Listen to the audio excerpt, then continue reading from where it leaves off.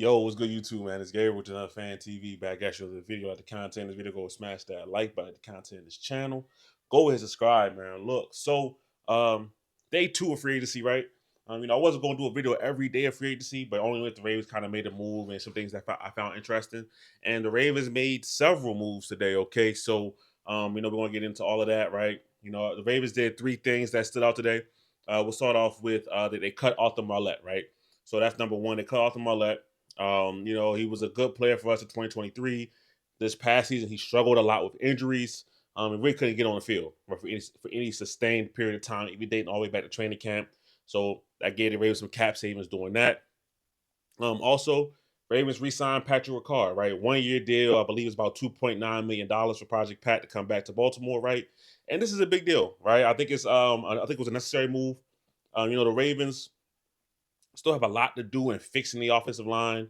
But Patrick Ricard at fullback has been a staple of this Ravens offense.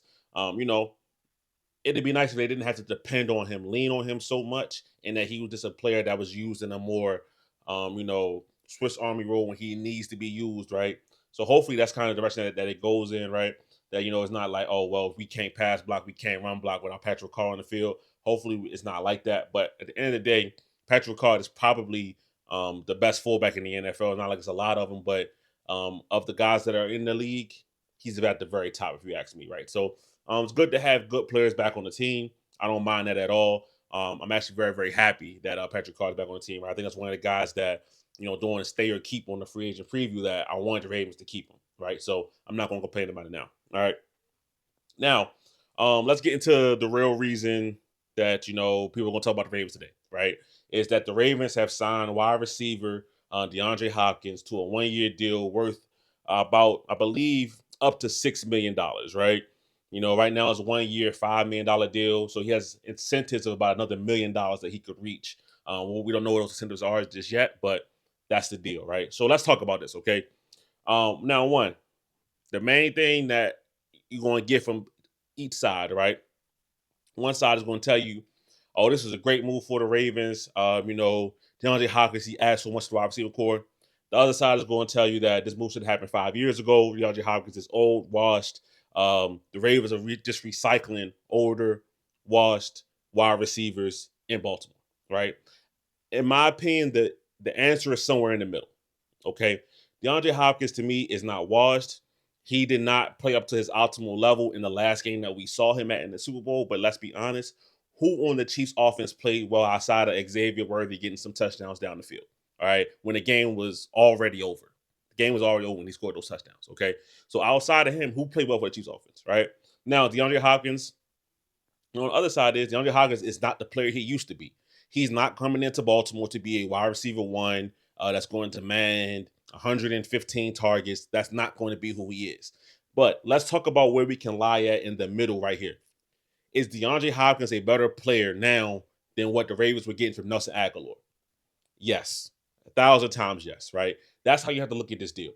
Do I wish the Ravens would have made a big time deal for a wide receiver years ago when Lamar Jackson was cheap on his rookie deal and really helped him out and pushed Lamar Jackson even further down his advancement that he's already down? Of course, right?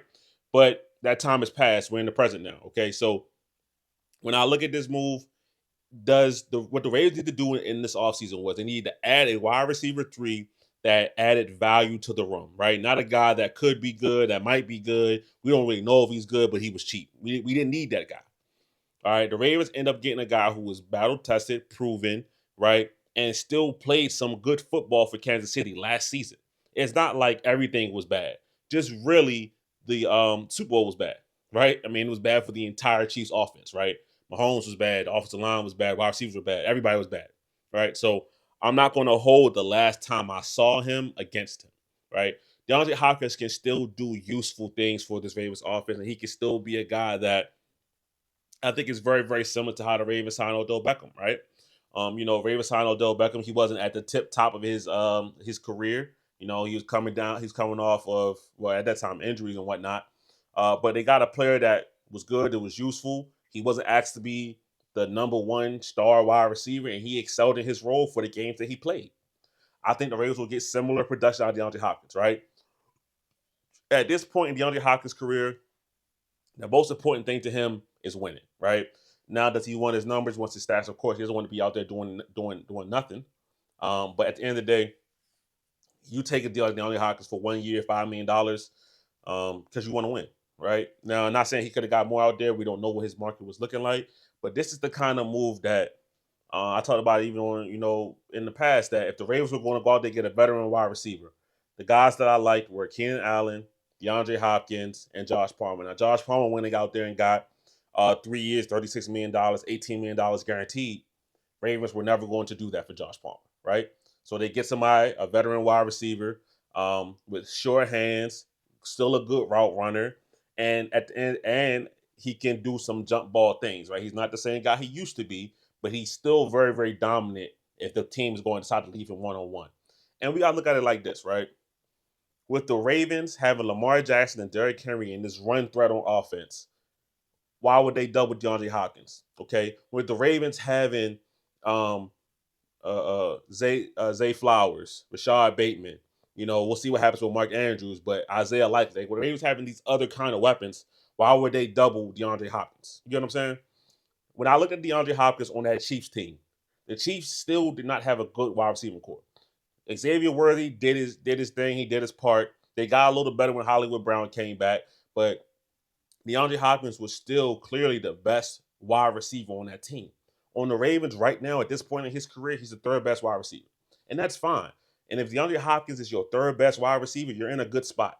The Ravens, in my opinion, are not going to ask him to play 75% of the snaps, get 8 to 10 targets a game. They're not going to ask him to do that, right? I think it's going to be a very, very intentional game plan for how to use DeAndre Hopkins. So if I had to give this signing a grade, it's a solid B plus, right? It's a solid B plus. Only reason I will say it's not an A is because is because of age, right?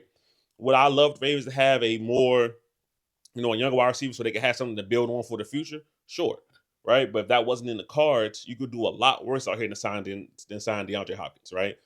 Signing DeAndre Hopkins still, this doesn't stop the development of a guy like Tez Walker if he takes strides in training camp.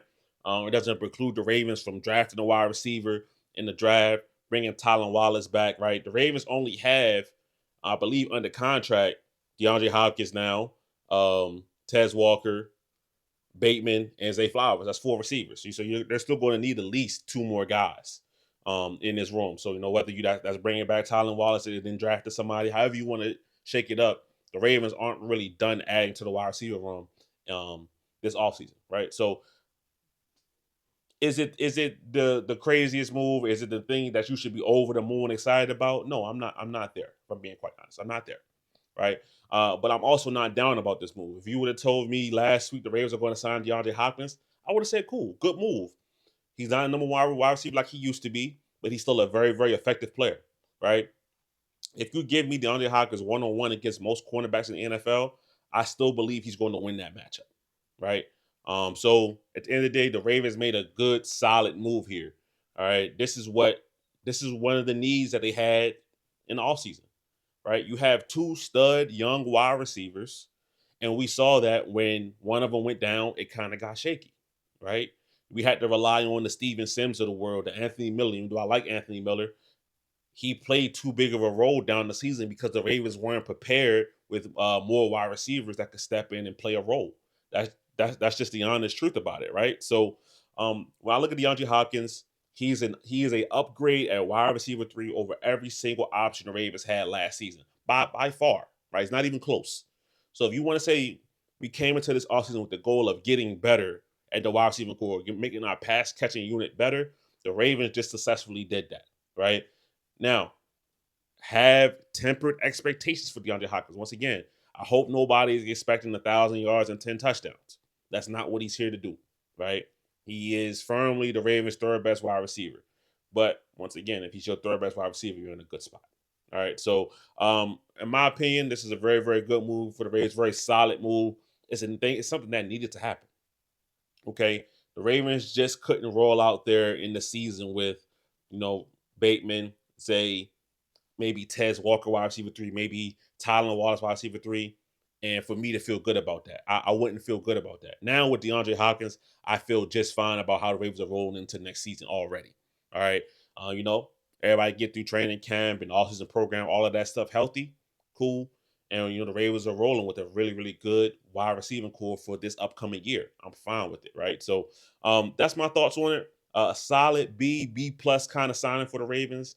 A signing that I'm gonna be honest. I don't, in my opinion, unless you like to complain, I can't find too much fault with it.